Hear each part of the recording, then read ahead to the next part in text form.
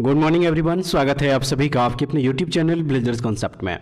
Friends, आज के session में हम लोग एक बार फिर से आरआरबी एनटीपीसी सीबीटी 1 एग्जाम का प्रीवियस ईयर सेट देखेंगे। 3/4/2021 को ये एग्जाम हुआ था। शिफ्ट फर्स्ट यानी कि प्रथम पाली का क्वेश्चन है और एनटीपीसी सीरीज में सेट नंबर 53 आज हम लोग दिखेंगे किरण पब्लिकेशन के बुक से। तो चलिए फ्रेंड्स, शुरू करते हैं आज का सेशन। तो इस क्रम में जो सबसे पहला क्वेश्चन यहाँ पे दिया गया है, क्वेश्चन नंबर फर्स्ट है कि इनमें से किसने फरवरी 2021 में इटली के नए प्रधानमंत्री के रूप में शपथ ग्रहण की। राइट आंसर इसका जो है मारियो द्रागी हो जाएगा। ऑप्शन नंबर जो 2 दिया है ये बिल्कुल सही आंसर इसका हो जाएगा। उसके बाद नेक्स्ट क्वेश्चन नंबर 2 जो दिया गया फ्रेंड्स, देखिए रीजनिंग का क्वेश्चन है ये। बता दें आप लोगों को, मैथ और रीजनिंग का क्वेश्चन आप लोग खुद से सॉल्व कर लीजिएगा। इसका पीडीएफ आंसर की के साथ हमारे टेलीग्राम चैनल पर अपलोड कर दिया जाएगा। ठीक है, क्वेश्चन नंबर जो है यहाँ से क्वेश्चन नंबर 5 जो दिया गया, देखिए इस क्वेश्चन को दिया है इसमें कि शिशु मृत्यु दर या IMR क्या दर्शाती है। सही आंसर है उस विशेष वर्ष में पैदा हुए 1000 जीवित बच्चों में से 1 वर्ष से कम आयु में मरने वाले बच्चों की संख्या का अनुपात। ठीक है, ऑप्शन नंबर जो 2 है ये बिल्कुल सही हो जाएगा। और उसके बाद चलिए अब जो अगला क्वेश्चन होगा, क्वेश्चन नंबर 6 यहाँ पे दिया गया फ्रेंड्स। देखिए इस क्वेश्चन को, इसमें है कि 1600 से 1700 की अवधि के धार्मिक शिक्षक मियां मीर किस राज्य से संबंधित थे। राइट आंसर ये पंजाब से संबंधित थे। ठीक है, कहाँ से? तो ये पंजाब से संबंधित है। ऑप्शन नंबर जो 2 है सही हो जाएगा। अगला प्रश्न देखेंगे, निम्नलिखित में से कौन सा राज्य भारतीय संविधान की 6वीं अनुसूची द्वारा शासित नहीं है? वह कौन सा राज्य है? तो वह है अरुणाचल प्रदेश। भारतीय संविधान की 6ठी अनुसूची ने 4 पूर्वोत्तर राज्यों असम, मेघालय, त्रिपुरा एवं मिजोरम में स्वायत्त जिला परिषदों की स्थापना की, जिसमें देख लीजिए यहाँ पे अरुणाचल प्रदेश जो है ये नहीं होगा। ठीक है, ऑप्शन नंबर जो 1 है ये बिल्कुल सही हो जाएगा। और उसके बाद अगला प्रश्न दिया है इसमें कि जिनेवा में अंतर्राष्ट्रीय मानवाधिकार आयोग की स्थापना कब की गई थी। सही आंसर 21 दिसंबर 2003 ईस्वी हो जाएगा। ठीक है, अंतर्राष्ट्रीय मानवाधिकार आयोग जो है एक गैर सरकारी गैर लाभकारी अंतर्राष्ट्रीय मानवाधिकार संगठन है। ऑप्शन नंबर 4 जो है इसका सही हो जाएगा। नेक्स्ट क्वेश्चन, क्वेश्चन नंबर 10 जो दिया है, इसमें कह रहा है कि चीन ने अपने कृत्रिम सूर्य के लिए इनमें से किस तकनीक का उपयोग किया है। सही है, नाभिकीय संलयन तकनीक का उपयोग किया। ऑप्शन नंबर 4 जो है इसका देखिए ये बिल्कुल सही हो जाएगा। और चलिए अब जो नेक्स्ट क्वेश्चन है उस क्वेश्चन को देखेंगे। क्वेश्चन नंबर है 12। देखिए फ्रेंड्स, इस क्वेश्चन में कह रहा है कि शिक्षा, स्वास्थ्य एवं ग्रामीण आत्मनिर्भरता के क्षेत्र में अपार योगदान के लिए निम्नलिखित में से किस महान हस्ती को 2019 में देश के सर्वोच्च नागरिक पुरस्कार भारत रत्न से सम्मानित किया गया था। तो सही आंसर जो है इसका वह है ऑप्शन नंबर 1, नानाजी देशमुख को दिया गया था। ठीक है, चलिए अगला जो प्रश्न होगा आप देखेंगे उस प्रश्न को। प्रश्न नंबर 14 में है, निम्नलिखित में से कौन सा युग्म क्षेत्र या घास के मैदान सुमेलित नहीं है। तो यहाँ पे अर्जेंटीना जो प्रेरीज दिया गया है, देखिए ये जो है सही सुमेलित नहीं है। अर्जेंटीना जो है ये पंपास क्षेत्र में जैव विविधता के लिए प्रसिद्ध है। ठीक है, पंपास होना चाहिए था, प्रेरीज दिया गया है। ऑप्शन नंबर जो 2 है ये बिल्कुल सही इसका आंसर हो जाएगा। और चलिए अब नेक्स्ट क्वेश्चन देख लीजिए। क्वेश्चन नंबर जो है यहाँ पे क्वेश्चन नंबर 17 हो जाएगा। ठीक है, क्वेश्चन नंबर जो है फ्रेंड्स यहाँ पे 17 होगा। देखिए इसमें कह रहा है कि MCB का पूर्ण रूप क्या है। MCB का पूर्ण रूप पूछा जा रहा है। तो फ्रेंड्स MCB का फुल फॉर्म होता है मिनिएचर सर्किट ब्रेकर। ठीक है, क्या होता है? मिनिएचर सर्किट ब्रेकर जो है MCB का फुल फॉर्म होता है। ऑप्शन नंबर जो 1 है ये सही हो जाएगा। ठीक है, उसके बाद जो अगला प्रश्न इसमें हो जाएगा, प्रश्न नंबर है 21। ठीक है, इस प्रश्न में कह रहा है कि निम्नलिखित में से कौन सा जलडमरू मध्य आर्कटिक महासागर को प्रशांत महासागर से जोड़ता है। तो वह है बेरिंग जलडमरू मध्य। बेरिंग जलडमरू मध्य जो है ये प्रशांत एवं आर्कटिक महासागरों के बीच एक जलडमरू मध्य है जो अलास्का के सीवार्ड प्रायद्वीप से रूसी सुदूर पूर्व के चुकची प्रायद्वीप को अलग करती है। ऑप्शन नंबर जो 3 दिया है ये बिल्कुल सही हो जाएगा। और उसके बाद नेक्स्ट क्वेश्चन में कह रहा है कि इंटरनेट पर किसी कंप्यूटर की किसके द्वारा पहचाना जाता है। इंटरनेट पर किसी कंप्यूटर को किसके द्वारा पहचाना जाता है। चलिए ऑप्शन देख लीजिए। ऑप्शन जो दिया गया है इसका यहाँ पे जो सही आंसर हो जाएगा फ्रेंड्स वो हो जाएगा ऑप्शन नंबर 4, आईपी एड्रेस के द्वारा इंटरनेट से जुड़े कंप्यूटरों को इंटरनेट भाषा, इंटरनेट प्रोटोकॉल या बस आईपी कहा जाता है। ऑप्शन नंबर जो 4 है ये बिल्कुल सही हो जाएगा। और उसके बाद नेक्स्ट क्वेश्चन में कह रहा है कि निम्नलिखित में से कौन सा गुंबद जैसी संरचना वाले जल निकासी पैटर्न को निरूपित करता है? तो वह है त्रिज्य। ठीक है, क्या हो जाएगा? ये त्रिज्य हो जाएगा। ऑप्शन नंबर जो 4 है ये बिल्कुल सही आंसर यहाँ पे हो जाएगा फ्रेंड्स। नेक्स्ट क्वेश्चन देखेंगे। नेक्स्ट क्वेश्चन यहाँ पे क्वेश्चन नंबर 28 दिया है इसमें कि निम्नलिखित में से कौन भू प्रेक्षण उपग्रह है? निम्नलिखित में से कौन भू प्रेक्षण उपग्रह है? तो इसका जो सही आंसर है वो है ऑप्शन नंबर 1 यानी कि सरल। ठीक है, सरल जो है एक पृथ्वी प्रेक्षण उपग्रह है। ऑप्शन नंबर 1 हो जाएगा इसका सही आंसर। और उसके बाद जो नेक्स्ट क्वेश्चन यहाँ पे हो जाएगा फ्रेंड्स क्वेश्चन नंबर 30। ठीक है, क्वेश्चन नंबर 30 में है भारतीय संसद द्वारा आरटीआई अधिनियम कब पारित किया गया था और इसे राष्ट्रपति की मंजूरी कब प्राप्त हुई थी? राइट आंसर इसका मई 2005 ईस्वी हो जाएगा। ठीक है, इसे कब पारित किया गया था? तो मई 2005 ईस्वी में, और इसे राष्ट्रपति की मंजूरी जो है ये जून 2005 ईस्वी को मिला था। ऑप्शन नंबर जो 3 है इसका यहाँ पे सही आंसर हो जाएगा। चलिए अब नेक्स्ट क्वेश्चन देखते हैं, क्वेश्चन नंबर 32। इसमें है कि औद्योगिक नीति प्रस्ताव 1956 जिसके आधार पर द्वितीय पंचवर्षीय योजना का सृजन किया गया था में उद्योगों को कितनी श्रेणियों में वर्गीकृत किया गया है? तो इसमें जो है 3 श्रेणियों में वर्गीकृत किया गया है। ठीक है, ऑप्शन नंबर यहाँ पे जो 3 दिया गया है ये हो जाएगा सही आंसर। चलिए नेक्स्ट क्वेश्चन देख लीजिए। इसमें कह रहा है कि समस्थानिक शब्द का क्या अभिप्राय है? समस्थानिक शब्द का क्या अभिप्राय है? तो सही आंसर इसका समान परमाणु क्रमांक किंतु भिन्न द्रव्यमान संख्या वाले तत्व जो है ये क्या कहलाते हैं? तो ये समस्थानिक कहलाते हैं। ऑप्शन नंबर 3 इसका सही हो जाएगा। ठीक है फ्रेंड्स, चलिए नेक्स्ट जो क्वेश्चन है अब देखेंगे उस क्वेश्चन को। क्वेश्चन नंबर हो जाएगा इसमें 35। ठीक है, दिया है इसमें भारत में स्थित यूनेस्को के विश्व धरोहर स्थलों और उनके समावेशन के वर्ष के गलत युग्म की पहचान कीजिए। सही है ऑप्शन नंबर 2, सांची का स्तूप मध्य प्रदेश 1988 दिया गया है। देखिए ये सही नहीं है। सांची स्तूप को 1989 ईस्वी में यूनेस्को की विश्व धरोहर स्थल के रूप में नामित किया गया था, 1989 ईस्वी में। ऑप्शन नंबर जो 2 है इसका सही आंसर हो जाएगा। और उसके बाद जो अगला प्रश्न हो जाएगा इसमें प्रश्न नंबर 37 में है भारतीय राष्ट्रीय कांग्रेस के पहले अधिवेशन की अध्यक्षता किसने की? राइट आंसर इसका WC बनर्जी हो जाएगा। व्योमेश चंद्र बनर्जी के द्वारा जो है भारतीय राष्ट्रीय कांग्रेस के पहले अधिवेशन की अध्यक्षता किया गया था। और ये उन्होंने जो है 28 दिसंबर से 31 दिसंबर तक 1885 में बॉम्बे में आयोजित भारतीय राष्ट्रीय कांग्रेस के पहले सत्र की अध्यक्षता की थी। ऑप्शन नंबर जो 3 है ये बिल्कुल सही हो जाएगा। और नेक्स्ट क्वेश्चन नंबर 39 में है कि इडुक्की जल विद्युत परियोजना इनमें से किस नदी पर बनाई गई है?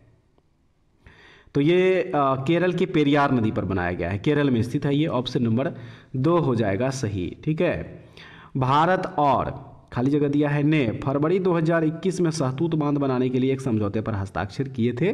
तो ये थे भारत और अफगानिस्तान। ऑप्शन नंबर 1 हो जाएगा सही। ठीक है, उसके बाद चलिए नेक्स्ट जो क्वेश्चन है देखेंगे इस क्वेश्चन को। क्वेश्चन नंबर हो जाएगा 44। इस क्वेश्चन में है कि युवा बंगाल आंदोलन किसने शुरू किया था?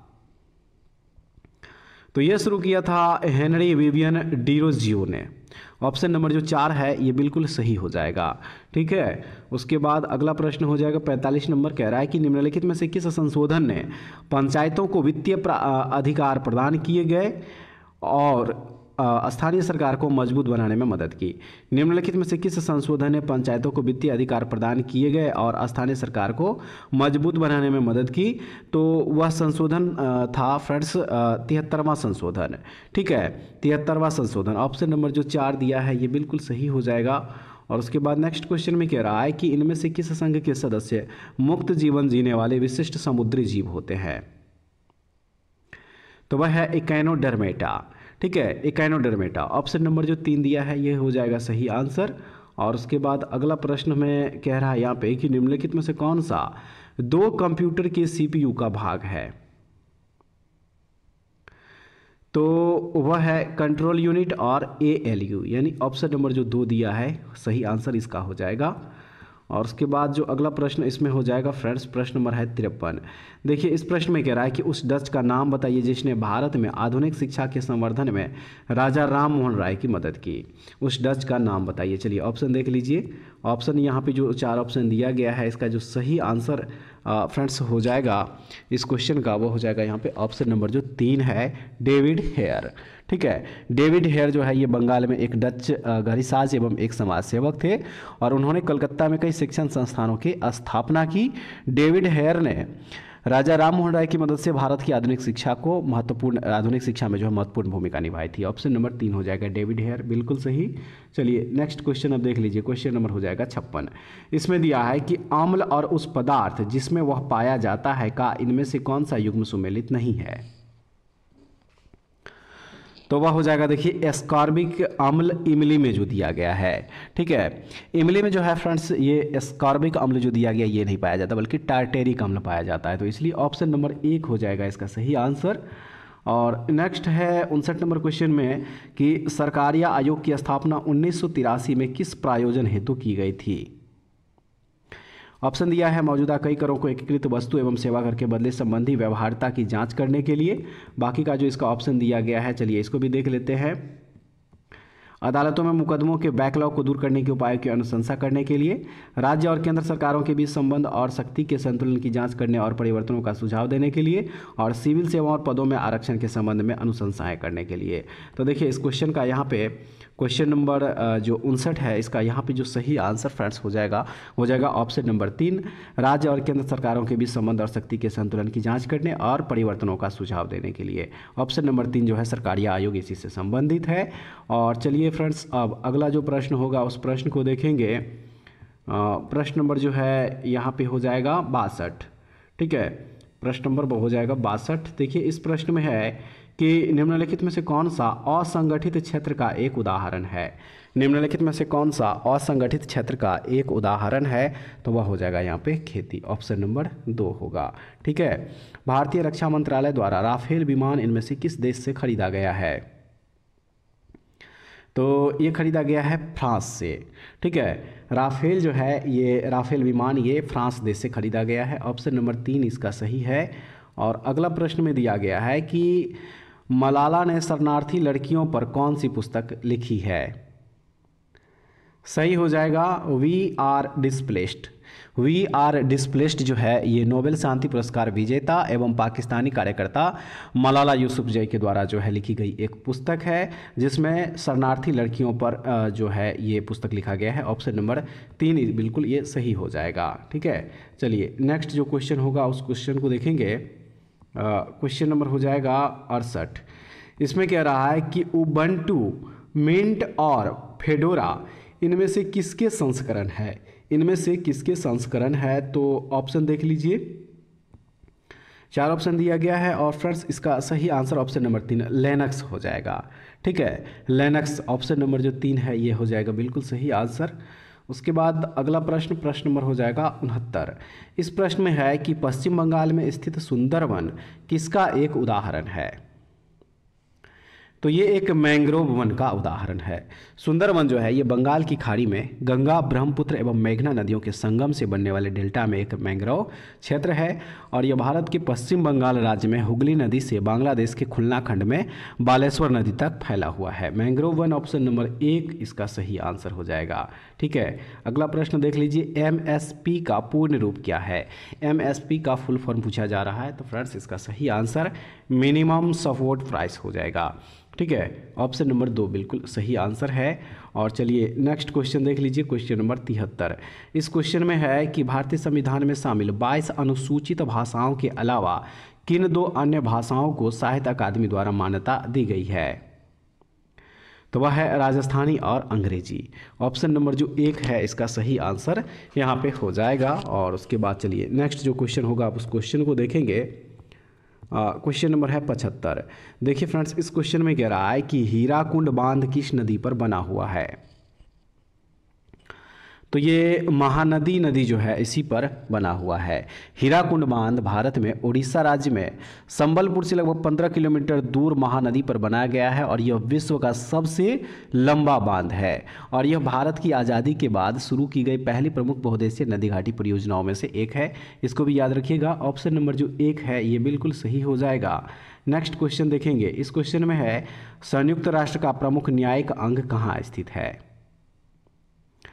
तो ये है हेग, नीदरलैंड की राजधानी हेग में। ऑप्शन नंबर जो 1 दिया है बिल्कुल सही हो जाएगा। उसके बाद है मानव शरीर में 29 हड्डियां होती है, इनमें से कौन सा वर्गीकरण सही है? तो वह हो जाएगा, देखिए, माथा में 8, चेहरा में 14, कान में 6 और कंठिक अस्थि 1। ऑप्शन नंबर जो 3 दिया है बिल्कुल सही हो जाएगा। अगला प्रश्न देखेंगे। संगाई त्योहार भारत के इनमें से किस राज्य में मनाया जाता है? राइट आंसर इसका हो जाएगा, देखिए, मणिपुर। संगाई उत्सव जो है ये मणिपुर पर्यटन विभाग द्वारा जो है प्रत्येक वर्ष 21 से 30 नवंबर तक आयोजित एक वार्षिक सांस्कृतिक उत्सव है। ऑप्शन नंबर 4 मणिपुर इसका सही आंसर दिया गया है। नेक्स्ट क्वेश्चन है कम्युनिस्ट इंटरनेशनल के नेतृत्व हेतु चयनित किए जाने वाले प्रथम भारतीय कौन थे? तो प्रथम भारतीय थे मानवेंद्र नाथ रॉय। ऑप्शन नंबर 4 हो जाएगा सही आंसर। ठीक है। उसके बाद है राष्ट्रों का राष्ट्रमंडल जिसे सामान्यतः राष्ट्रमंडल के रूप में जाना जाता है, एक क्या है? यह एक क्या है? सही आंसर इसका हो जाएगा, देखिए, एक राजनीतिक संघ। ऑप्शन नंबर जो 1 है ये बिल्कुल सही हो जाएगा।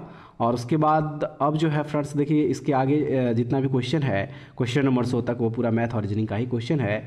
तो ये क्वेश्चन जो है आंसर की के साथ हमारे टेलीग्राम चैनल पर अपलोड कर दिया जाएगा PDF के रूप में, तो आप लोग वहाँ से डाउनलोड करके इसको खुद से सॉल्व कर लीजिएगा। उम्मीद करते हैं फ्रेंड्स आज का सेशन भी आप लोगों के लिए काफ़ी यूजफुल होगा। जरूर देखिएगा इस वीडियो को और उसके बाद कमेंट्स में बताइएगा कि सेशन आप लोगों को कैसा लगा। ठीक है। तो फ्रेंड्स ऐसे ही वीडियो के लिए हमारे चैनल से जुड़े रहिए। अगले वीडियो में दोबारा फिर से मिलते हैं, तब तक के लिए जय हिंद।